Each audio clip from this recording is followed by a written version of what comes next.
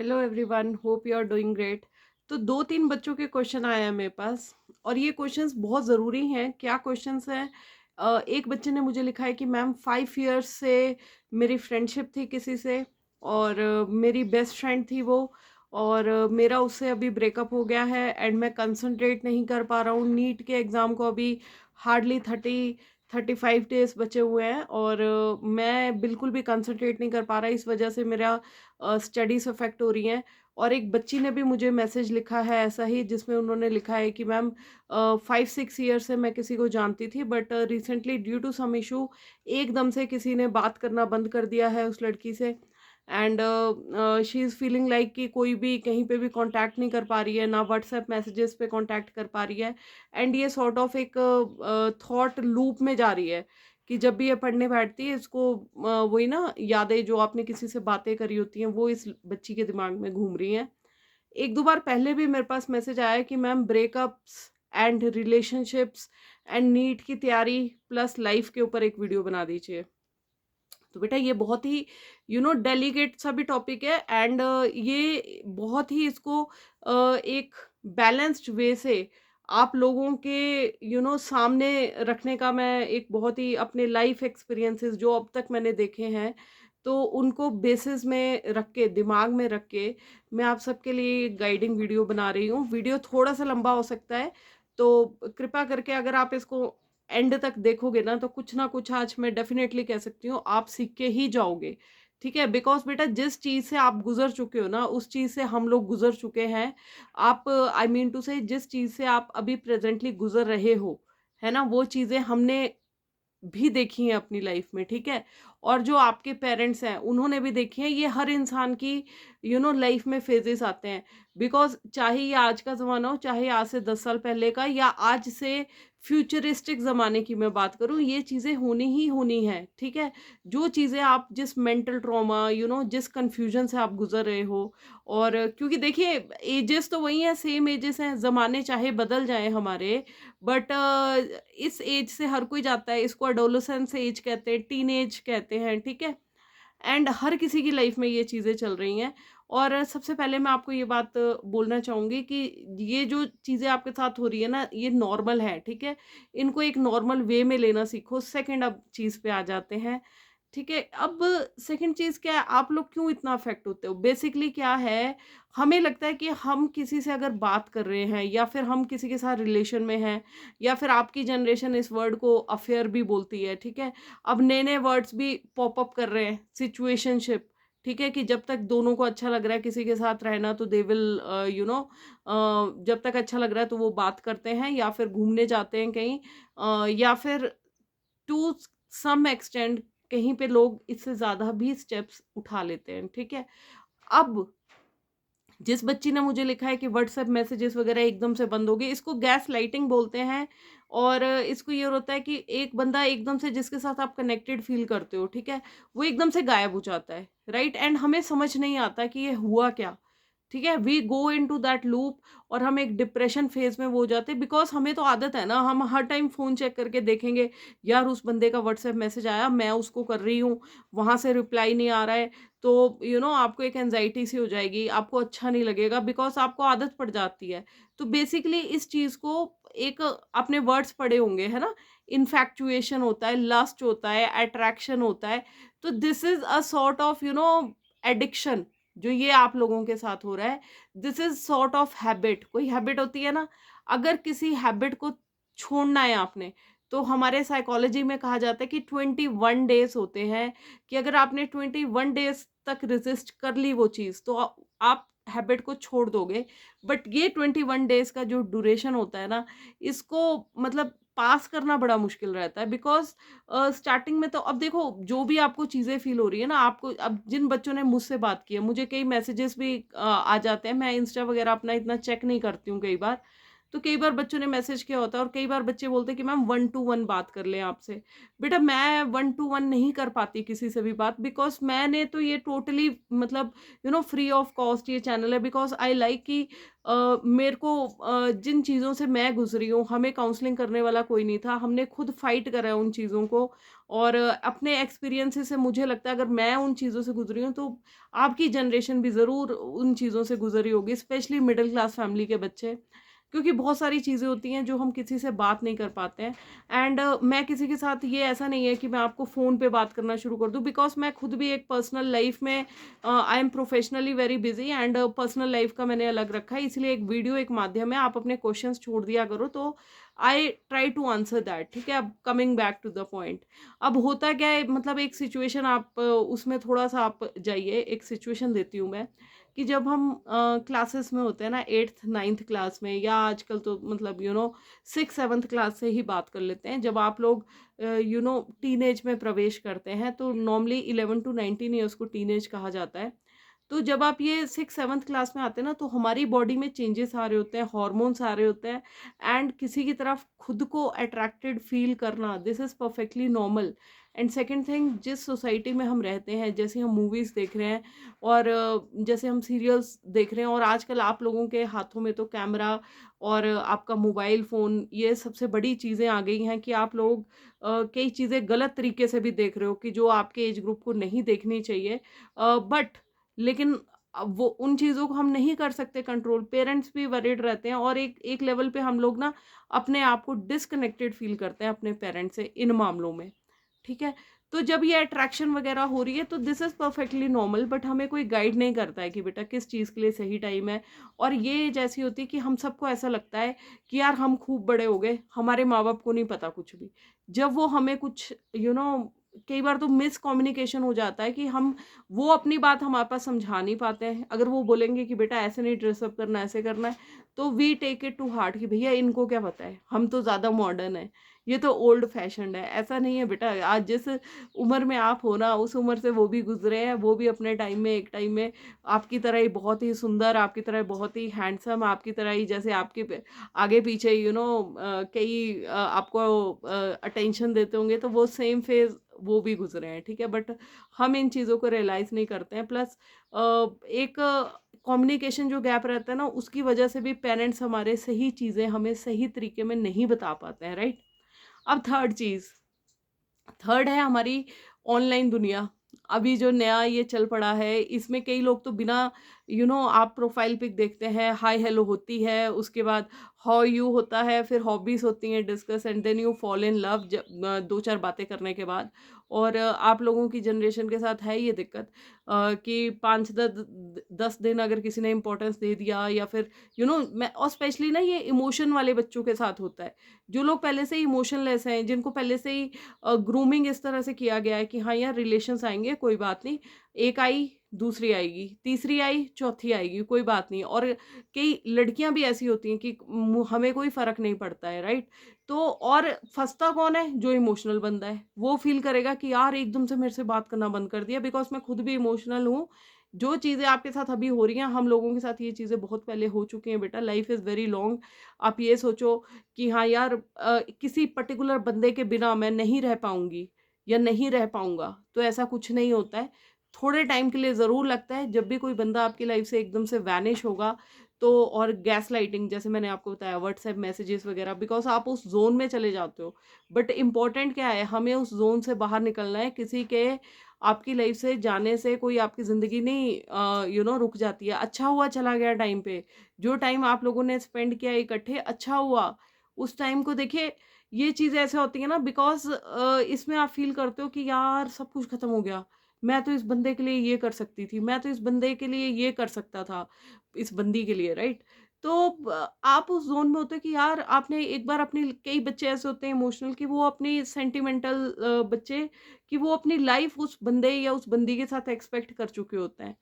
कि यार जैसा हमने फ़िल्मों में देखा है, तो ऐसे ही हमारा एक घर होगा, वहाँ पे हम एक अच्छे से एनवायरनमेंट में रहेंगे, हमारे अपने पर्सनल मोमेंट्स होंगे, तो you go into that imagination zone, right? और ये होती हैं चीज़ें, दीज़ आर परफेक्टली नॉर्मल, ठीक है? बट एक थिंग हम रियलाइज़ नहीं कर पाते, वो बंदा आपके काबिल था ही नहीं, या वो बंदी आपके काबिल नहीं थी, बिकॉज़ वो आपको छोड़ गई, ठीक है? बिकॉज़ चाहे रीज़न कोई भी रहा हो, चाहे कई लोग क्या करते हैं, अपने पेरेंट्स का बहाना मार देते हैं कि हाँ यार, कास्ट अलग थी, तो इसलिए। मैं आपको बोलूँ, ये बेस्ट चीज़ है यार, कोई छोड़ गया, अच्छी बात है कि आपको पता चला, एक दुनिया की रियलिटी पता चली कि यार अ, अगर ये हमें नहीं छोड़ता है ना, आप खुद सोचो ज़रा कि आपको एक जजिंग सिखा गया बंदा, कि जब आप उसके साथ होते थे, आपको लगता था कि नहीं, आप बहुत ही अच्छे रिलेशन में हो, है ना? वो बंदा आपको आपके भाई से भी मिला देते हैं, कई अपने फ्रेंड से भी मिला देते हैं। लड़कियों के साथ नॉर्मली होता है कि हाँ, या लड़कों के साथ होता है, भाभी भाभी ऐसे ऐसे आप लोग टीज करते हो एक दूसरे को, राइट? तब फिर but all of a sudden जब ये चीजें होती हैं, तो आप टर्म्स पे नहीं आ सकते, बिकॉज हमें फिल्मों में तो हमने ये देखा होता है कि यार किसी का ब्रेकअप हुआ, कोई नहीं कोई उसमें जोन में जा रहा है, लोन वाले जोन में जा रहा है, लेकिन उसके बाद फाइनली पैचअप हो जाता है, तो हम एक पैचअप वाले जोन में जी रहे होते हैं कि यार नहीं, टाइम आएगा जब हम पैचअप करेंगे। बट रियल लाइफ में कई बार चीजें नहीं होती हैं, है ना? And that's why you go into depression. अरे भैया, just understand, life is very long, और इसमें it is not bed of roses also, and आपकी लाइफ में ऊपर नीचे ये चीज़ें चलती रहेंगी। अपने एक्सपीरियंस से बता रही हूँ बेटा, मैंने लव मैरिजेस भी देखी हैं अपनी लाइफ में, अरेंज्ड मैरिजेस भी देखी हैं अपने आसपास, एंड ट्रस्ट मी, इन अगर 100 बंदों में से 50 अरेंज मैरिजेस हैं, 50 लव मैरिजेस हैं ना, तो उसमें सिर्फ वही मैरिजेस चल रही हैं जो बंदे कॉम्प्रोमाइज कर रहे हैं, ठीक है? अदरवाइज हमने दोनों मैरिजेस को टूटते हुए देखा है। जिस बंदे ने कॉम्प्रोमाइज नहीं किया, सिर्फ 5% ऐसे लोग होंगे जो किसी के साथ जेन्युइनली बहुत ही खुश हैं। अदरवाइज किसी ना किसी लेवल पे आपको कॉम्प्रोमाइज करना ही पड़ेगा, वो लेवल कुछ भी हो सकता है, ठीक है? और अभी देखिए रिसेंटली क्या हो रहा है, लड़के लड़कियों को काट मार के फ्रिज में डाल दे रहे हैं, और लड़कियां लड़कों को काट फाट के ड्रम में डाल दे रही हैं, ठीक है? तो मेरे हिसाब से अगर कोई छोड़ के जा रहा है, तो this is much mature decision ना, रादर देन कि आपको कोई कट कर दे, या फिर जैसी चीजें हो रही हैं हमारे। और ऐसा आप मत सोचो, किसी के बिना लाइफ ऐसा नहीं होता यार, रुक जाती है, किसी को फर्क नहीं पड़ता यहाँ पे, समझ आए? आपको अभी लग रहा है कि हाँ यार, हम तो मतलब मैं तो इसके लिए जान भी दे सकता हूँ, भैया आप जान दे दोगे ना, अगले को कोई फर्क नहीं पड़ना है, 5-6 दिन या ज़्यादा से ज़्यादा कोई महीने भर रो लेगा आपसे, इससे ज़्यादा कोई नहीं रोएगा आपके लिए, and they will move on. सिर्फ आपके माँ बाप को फर्क पड़ेगा आपके होने या ना होने से, ठीक है? ट्रस्ट मी ऑन दिस, ठीक है? एंड कमिंग बैक कि भाई, अगर कोई छोड़ के चला गया है, यादें आ रही हैं, क्या करें, नीट की प्रिपरेशन नहीं हो रही है, और उसके बाद लाइफ भर मुझे ऐसा रहेगा, ऐसा नहीं होता बेटा। Time is the best healer, trust the process, ठीक है? एंड चीज़ें क्या होती हैं, कुछ नहीं है, जो भी देखो, अब मैंने भी ना अपनी लाइफ में पढ़ा था कि हाँ यार, अगर कोई आता है आपके पास, है ना, एक वो भी था कि if your love leaves you, है ना, इट वाज नेवर योर्स, ठीक है? You don't be like this कि that you have to keep running after after that person who has left you, because you have to be calm, right? आपके रोने धोने से कुछ होना है? नहीं होना ना, उस बंदे ने डिसीजन ले लिया है, ठीक है? उस रीज़न कुछ भी हो सकता है, किसी और के लिए छोड़ दिया, या फिर फैमिली प्रेशर आ गया, या उसका मन भर गया। ज़्यादातर ऐसा देखा गया है कि जो रिलेशनशिप्स हैं, 2-2.5 साल के बाद प्रॉब्लम्स हर रिलेशनशिप में आती हैं। सॉरी। रीज़न कोई भी हो सकता है। रीज़न देखिए, अब कोई भी रीज़न हो सकता है। जब हम 2 बंदे आपस में रहना शुरू करते हैं ना, ऐसे तो दुनिया बड़ी अच्छी-अच्छी लगती है दूर-दूर से, कि आप अपने माँ-बाप के घर से किसी के साथ डेट मारने जा रहे हो, वहाँ पे बैठ के आप हाथ पकड़ रहे हो, या फिर whatever you are doing, you are enjoying your personal time, me time, है ना? जो भी मैं बोलूँ इस चीज़ को, आप मेरे से ज़्यादा समझदार हो, आप विजुअलाइज़ ज़्यादा अच्छा कर सकते हो। एंड बट थिंग्स, पता प्रॉब्लम्स कब आती हैं? जब एक घर में रहना शुरू करते हो, देन यू नो कि भाई, एक बंदे को दूसरे खर्राटे नहीं पसंद आएंगे। एक बंदा सोचेगा कि मुझे तो किसी को हक करके सुना है, दूसरे को वो चीज़ पसंद नहीं आएगी। थोड़े टाइम के लिए आपको अच्छा लगेगा, बाद में तो भैया अपने कंफर्ट लेवल में सोने में मज़ा आने वाला है आपको, है ना? पूरा बेड लेके जैसे भी अच्छा लगता है। तो ये चीज़ें अगर आप लाइफ को भी देखोगे ना, life is like that only. Even if you imagine कि हाँ यार मेरे को इस बंदे के साथ, इस बंदी के साथ शादी करनी है and we will live happily ever after, तो ये चीज़ें सिर्फ फिल्मों में होती हैं। एंड जब शादी होती है ना, शादी के बाद वो वाला फेज़ आप भूल जाते हो कि हाँ भाई, देखा होगा आपने कई जगह, कई फिल्मों में नहीं दिखाते in-laws, different thought process, नौकरी को लेके प्रॉब्लम्स आ गई, जब आपने बेबी प्लानिंग करनी है तब रिस्पॉन्सिबिलिटीज बढ़ती हैं। जब वो एक डायलॉग होता है कि जब आटे दाल का भाव पता चलता है ना, तब पता चल जाती है लाइफ। तो वो हमें ऐसा लगता था उस टाइम कि यार ये तो डायलॉग्स हैं, ऐसा नहीं होता है। आप through your journey you will realise these things. ठीक है, तो ऐसा मत सोचो कि भाई कोई छोड़ के चला गया, आपकी लाइफ खत्म हो गई एंड सिर्फ वही एक बंदा था जो आपको समझ सकता था। ऐसा कुछ नहीं है बेटा, life is very long, enjoy it.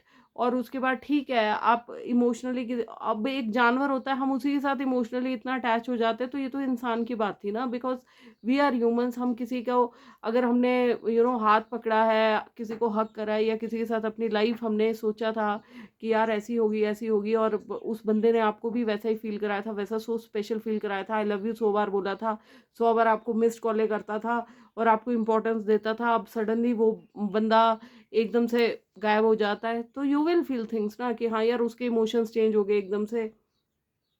कई बंदे तो थोड़ा बहुत साइन देंगे आपको, बट कई तो इसको गैस लाइट करके यू वैनिश, वो आपको धकेल देंगे। ऐसे बंदे ये नार्सिसिस्ट पर्सनालिटी के होते हैं, दे मेक यू बिलीव कि भैया मैंने तेरे को अगर छोड़ दिया ना, तू नहीं सर्वाइव कर पाएगी या तू नहीं सर्वाइव कर पाएगा। ठीक है, तो ऐसे बंदों से बच के रहो। और अगर ऐसा बंदा कोई आपकी लाइफ से गया है, उसको थैंक यू बोलो। एंड जो आपका कंसोल है, मैं आपको सच बात बता रही हूँ, किसी भी धर्म के हो, बस भगवान के साथ शेयर करो और भगवान को बोलो थैंक यू भगवान, आपने मेरे को बंदे की रियलिटी बताई। इससे आप एक सबक लो कि बंदे ऐसे ऐसे होते हैं, कि ये ऐसी फेस्ड टू फेस्ड वाले होते हैं जो आपके सामने जीने मरने की कस्में खाएंगे। कुछ बंदे तो लड़कियों के साथ फिजिकल होने के लिए पता नहीं उसको क्या क्या बातें बोलेंगे, और वो चीजें होने के बाद दे विल वैनिश अवे। तो बहुत सारी चीजें हैं, है ना। कुछ लड़कियां सोचा होता है कि नहीं यार जो भी करेंगे शादी के बाद करेंगे, बहुत सारी चीजें हैं ये। और आपको इस ट्रैप में नहीं फंसना है। ठीक है, गलतियां होती हैं, accept that and move on. Move on, है ना, एक नदी होती है, नदी जैसे मूव ऑन करती रहती है ना, गो विद द फ्लो, इसीलिए कहा गया है। ठीक है, ये चीजें देखो, बहुत सारी चीजें चल रही होती हैं बच्चों के दिमाग में, डिप्रेशन में आप जाते हो बिकॉज बार बार उसी बंदे का ख्याल आएगा। आप कहीं पे म्यूजिक सुन लोगे, कहीं पे गाना सुन लोगे, वही ख्याल आएगा, किसी कपल को देख लोगे, आपको फिर वही बंदा याद आएगा। बट ट्रस्ट मी, कुछ नहीं है भाई, कुछ नहीं है। ये बस ये है कि अच्छा हुआ वो बंदा आया, आपने वो फेस देखा, उसके बाद कुछ नहीं है, ये लाइफ खत्म नहीं होगी, या और भी बहुत कुछ मिलेगा। आप अभी अपना करियर पे फोकस करो, अपनी पढ़ाई करो, गेट सेटल्ड, उसके बाद एक लाइन लग जाती है। और सीरियसली होता है यार, जो आपके साथ एक लिखा होता है मैरिजेस कार्ड्स पे, marriages are made in heaven. ठीक है, और उसको मतलब marriages are made in heaven, but आप अपनी प्रेजेंट लाइफ में देखो, अपने आसपास देखो कितने लोग हैं। अगर हम सेलिब्रिटीज जिनको हम फॉलो करते हैं उनकी लाइफ को देखें, कितने क्रिकेटर्स, अभी क्रिकेट जगत में क्या हो रहा है, हार्दिक पांड्या का केस देखा है, चाहल का केस देखा है। हर केस से ना कुछ सीखो आप। कितने पैसे वाले लोग थे, फिर भी ऐसी चीजें हो रही हैं। बिल गेट्स भाई, दुनिया का मतलब मिलेनियर, सबसे बड़ा अमीर आदमी, उस तक का डिवोर्स हो गया। आप लोग तो भैया रिलेशनशिप में हो, रिलेशनशिप में आप इतना अपने आप को सोच रहे हो कि यार ये चला गया, कुछ नहीं होगा, कुछ नहीं रखा, फलाना ढिम। भैया please don't don't, you are you have so many capabilities inside you. आप अपना इंटरेस्ट देखो, किस साइड इंटरेस्ट है, उस एनर्जी को पढ़ाई में लगा दो। ठीक है, उस एनर्जी को अपनी किसी हॉबी में लगा दो। देखो फिर दुनिया कितनी हसीन है, देखो दुनिया कितनी सुंदर है। और ये वाली चीज़ें अगर किसी के घर में है, सबसे पहली बात है, try to communicate with your parents. दो आप लोग, मेरे को पता है कि ये चीज़ें हम नहीं कर सकते हैं अपने माँ बाप के साथ, कुछ चीज़ें होती हैं कि जो सिर्फ हमारे अंदर ही दबी होती हैं, और हम उन चीज़ों को कई बार किसी के साथ नहीं डिस्कस कर पाते। आई अंडरस्टैंड, आप सब जिस एज से गुजरे हो, मैं गुजर चुकी हूँ, आपके माँ बाप भी गुजर चुके हैं। जैसे जैसे बंदा बड़ा होता है ना, देखना बेटा, जब आप भी धीरे धीरे जैसे आप बड़े होंगे, आपके आगे जनरेशन आनी है, तो कोशिश करो कि अपने एक्सपीरियंसेस का फ़ायदा आप उनको दे सको। ठीक है, तो यही है दुनिया, और क्या है, यही लाइफ है। अदरवाइज तो जानवर भी आ ही रहे हैं ना, कि हमें जिस हिसाब से जानवर रोम इन कर रहे हैं, हम ह्यूमंस का क्या है, अपना एक्सपीरियंस अगर हमारा किसी के काम आ जाए, ठीक है, तो किसी के साथ आप चीज़ों को आपके जो बेस्ट फ्रेंड्स हैं आप उनके साथ शेयर कर सकते हो। कुछ तो हमें वहीं से मिल जाती हैं चीज़ें, सजेशंस मिल जाती हैं। बट ये ज़बरदस्ती के रिलेशनशिप्स में रहना, इट्स बेटर कि वो बंदा या वो बंदी आपको छोड़ गया, क्योंकि अल्टीमेटली अगर ज़बरदस्ती किसी को अपने साथ रखने की कोशिश करोगे, होना क्या है एंड में, या तो फ्रीज़र में पाए जाओगे या फिर ड्रम में, जैसा कि आजकल की सोसाइटी वैसी नहीं रही है बेटा, जैसी पहली होती थी। ठीक है? अब आपको बदलते टाइम के साथ बदलना पड़ेगा, इतना इमोशनल मत हो। Nobody cares for your emotion. यहाँ पे हालात पता है कैसे हैं संसार के, कि ये आपको दुख देके ना आप रो रहे हो अकेले बैठ के, इनको मजा आता है। जिसके साथ आपकी लड़ाई हो रही है वो रही है, आप तो रो रहे हो, आप तो कमरे में जाके बाथरूम में आंसू बाहर, वो बंदा कहीं पे और मजे मार रहा है, या वो बंदी कहीं पे और मजे मार रही है, पड़ रहा है उसको फर्क? या वो आपके पास वापस आ जाएगा तो क्या सब चीजें पहले जैसी हो जाएंगी? नहीं होंगी ना। तो मूव ऑन। ठीक है?